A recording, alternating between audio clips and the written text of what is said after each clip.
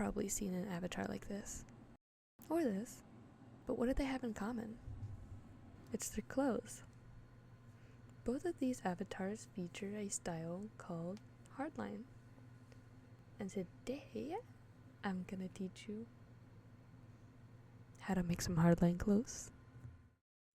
Hardline clothing is most popular within roleplay communities on Roblox. It features hand-drawn pixel art as a basis for a shirt versus the typical photo bashing that you'll usually see. It requires an entirely different skill set versus making a normal shirt, which can make it a bit confusing and a bit difficult when you're first starting off.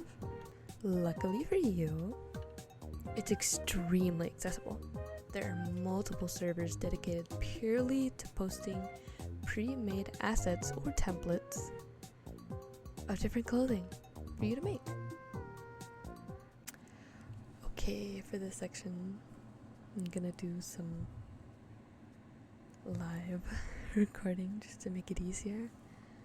So we're gonna ignore any bloopers that I'm definitely going to leave in because I don't feel like cutting it. So now that you've got your asset, it's pretty easy. You just take it and you're going to drag it into Paint.net. Open the image. You have an asset that you can scribble on now. Right? So you're gonna make a new layer. The whole idea of making your own shirt is just coloring this. You're gonna make this colorful.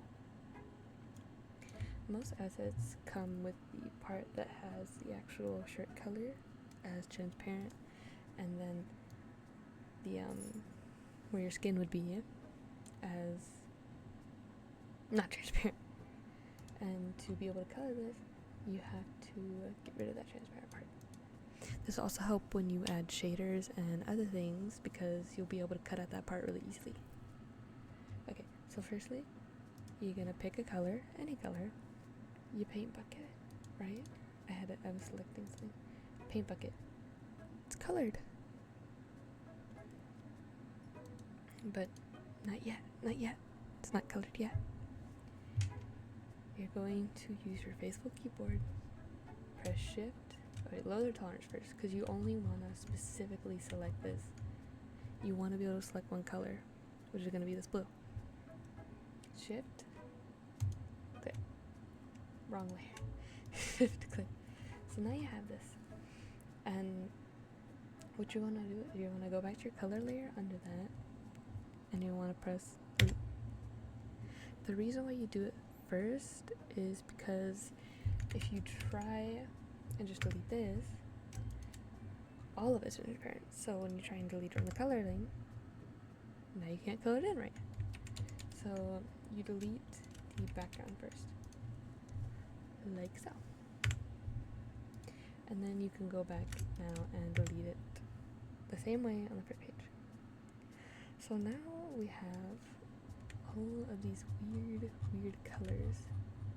These weird colors on this garment that look pretty strange, right? But they're not strange. They're important.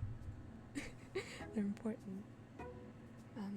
And it's fairly simple to get them. This green one is the highlight. It goes along the line art and it provides contrast.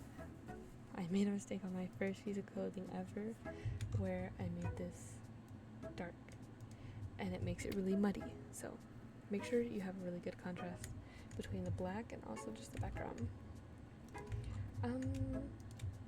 Typically I'll go like 10 to 20 in this little value right here in brightness.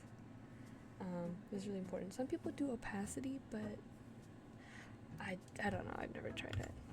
So we're gonna go 69 for now. You're gonna shift click, select it. So it's the same principle as deleting. For the color, you wanna select only this color exactly. And then be able to recolor it like that. So now you're gonna press backspace. And it's colored. See, there's a highlight now within the garment. very easy, very easy. And this process is the exact same for pretty much any other outfit you will make. So now we go to the blue. The blue is the stitching. The stitching is it's like shading almost. It's not quite shading, but you could think of it that way. The shading is going to be darker than everything else. And like I said, you want to ensure that it has contrast or it'll look muddy, because these are just pixels. When you put it in game, it's going to be compressed and might look kind of different, right? So I'm going to do the same thing. I'm going to go down by like 10. I do try to vary it a little bit, so maybe like 47. And then same concept, shift, backspace. And now, dark. This is pretty good, this looks pretty good, alright? If you really wanted to, you could just wear this straight up. And that took like 2 minutes. Now, of course, if you want it to look better, you need to texture it, which is what we're gonna go over really fast. And to texture things, you can just grab some stuff from the channel, or you can grab something from Pinterest and align it to your template, which is just kind of stretching it out, basically. But I'm just gonna grab a quick texture from here and slap it on top. Why is it so tiny? I guess I'm just having a load. Hold on. Let's try this one. It's gonna be a knit sweater. Paste it on there. My cat. Alright, so for a clear visual, we're just gonna hide that now. To apply textures on top of things, you should go back to the color layer and then select all that transparent space here that you made from, you know, getting rid of that color in the beginning. And then you're going to go back to here with this still selected, right? And press delete. Make sure you're on the same layer with your texture. You can also name these, because I feel it gets a bit messy if you don't. And you're probably not gonna remember. But so this has a white stuff. It's a white texture. So I'm using overlay. And then you just gonna turn that down to your preference. Whatever you think looks the best. Like, this is pretty textured. This texture also is kind of huge, so I think I'll use a different one. It's really big, and I like my texture to be kind of small. Same concept, transparent, gone. Overlay. You could also do multiply, but it's really up to you. Multiply is just going to be a bit darker. Like, that looks pretty good. You've got some texture in your pixels, right? Something I forgot to go over though was adding like blur to your liner. This will elevate anything, in my opinion, my humble opinion. This is called a G blur, creation blur, very unique. But what you're gonna do is you're going to duplicate your line art layer. You can always rename it, and you are going to select the black, the liner. The same exact way you would select any of the colors, right? Shift click, and you have all of it, just the black, and you're gonna press Control I, and then delete.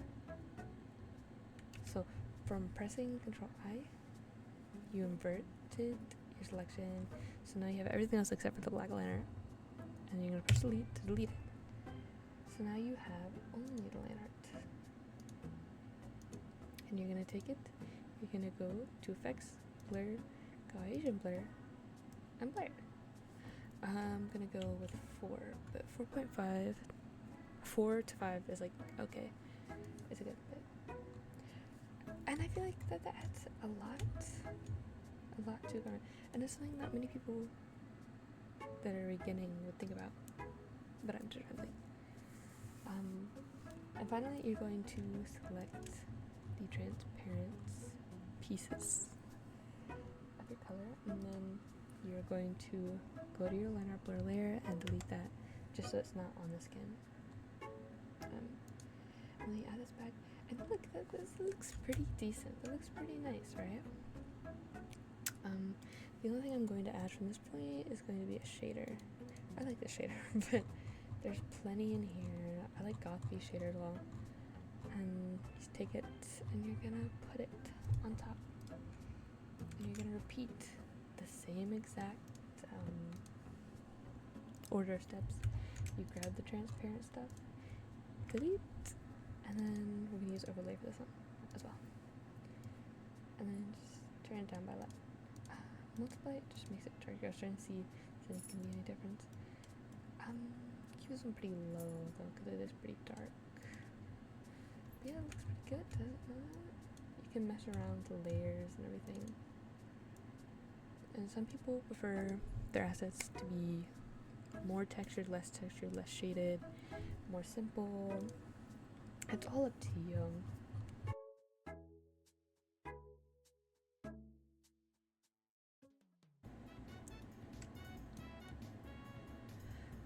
She made it through moderation. So now you have your very own shirt that you made all by yourself. And then you can make a ton of different outfits for your OCs. Yay!